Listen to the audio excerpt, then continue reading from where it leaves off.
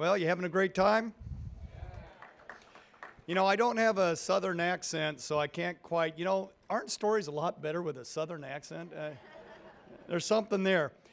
Many of you might have seen this pamphlet in your satchel that we gave you, and you just thought, oh, here's just another piece of paper. We're overloaded, data overload. But I want to explain to you what the significance of this little brochure is, and how it intertwines with being a citizen activist, that's what I consider myself. I had the opportunity to meet with a gentleman, a Congressman, Thaddeus McCotter. He was making a quick tour through the Central Valley of California on his whirlwind trip through here a couple weeks ago. He wanted to meet with activists and find out what does the Republican Party need to do to start winning and to reinvigorate the grassroots. So in my role as president of the CRA, it afforded me the opportunity to meet with Thaddeus McCotter. And I said, get back to principles. It's not rocket science. You guys just need to do that. Well, Thaddeus is a patriot. He's a fiscal and social conservative. And he said, I said, get a handbook. Tell people what our principles are. Make it simple. Give them a little book. And actually, this is the first time I've seen this version. But I asked him, just do that. Tell people what you're going to do it, and then tell them what you did. It's pretty darn simple. That's all you have to do, but be consistent and live up to principles and be fiscal and social conservatives. People are hungry for it. Let's just do it. So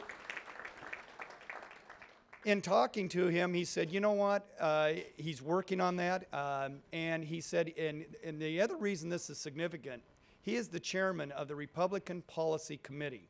It's a subcommittee in Congress. So it's very important to bend his ear and encourage him with this task. So he said, I've got some other brochures. They're not quite what we want in final form, and they don't have Republican emblazoned all over them.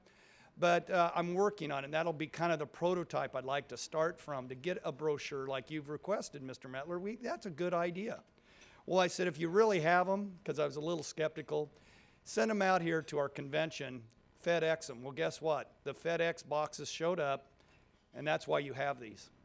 So this gentleman really is a true believer. He has fiscal and social conservative principles intertwined with the original intent of the Constitution in this brochure. And the next step is, it's got Ronald Reagan on there, but the next step is it's going to morph into the policy and principles of the Republican Party. And it starts with our grassroots organization, bending these people's ear, because now finally they're going to take a bottom-up approach to forming policy. And I tell you what makes them believers too, and I'm going to regress a little bit. The last 18 months, what a sea change, folks. 18 months ago, we were told Prop 8 was a loser. Any politician associated with it could not get elected in this state. They were wrong. The pundits were wrong. The political consultants were wrong. We citizens knew what was right, innately right for our families, and what would resonate with the voters. We fought the fight. We did not shirk from our duty, and we stood up for it. And I'll guarantee you, most politicians did not. Most Republican office holders did not. And now, after we won, guess what? They're our buddies now. They like to hang out with winners. So we won on a social issue. We made coalitions that did not exist prior to that. We were able to meet people that had never been involved in politics in their life, people in the faith community that usually are not involved in politics. We made coalitions now that will help us in the future. We need to not let them down. Beyond that, we come out to last June. What happened? Prop 1A. We were going to give more heroin to the heroin addict called our state government.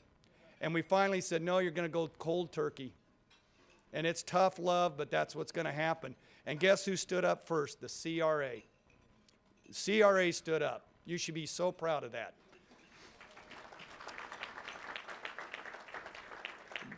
Our allies, the Howard Jarvis Taxpayers Association and Americans for Prosperity, Mr. Peter Foy over here, he stood up.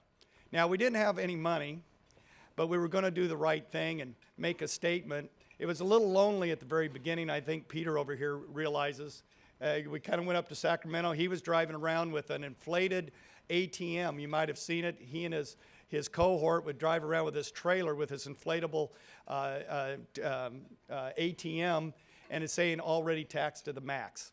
Now that's low-cost campaigning, let me tell you. But we were outspent 43 million to 3. We were up against not only our Republican governor, we were up against, well, we won't go there, but we were up against some in the Republican Party. We were up against the Democrats. We were up against the public employee unions. We were up against the chambers of commerce. That's quite an array of opponents. And guess what, though? You know who the cavalry was? It was the Tea Party. That new phenomena came across and saved our bacon. So anyway, folks, I just want to leave you with this thought. I hope you enjoy your evening. We need to fight the good fight. I just want you guys to be very encouraged that the last 18 months, we have done things that would have been unthinkable 2 years ago. That you could win a statewide election on a social issue as controversial as protecting traditional marriage in the state of California, and you could defeat a juggernaut that was going to put us on the path to more taxation and larger government. We reversed those trends. We've made allies. We can win, and we will win. Thank you.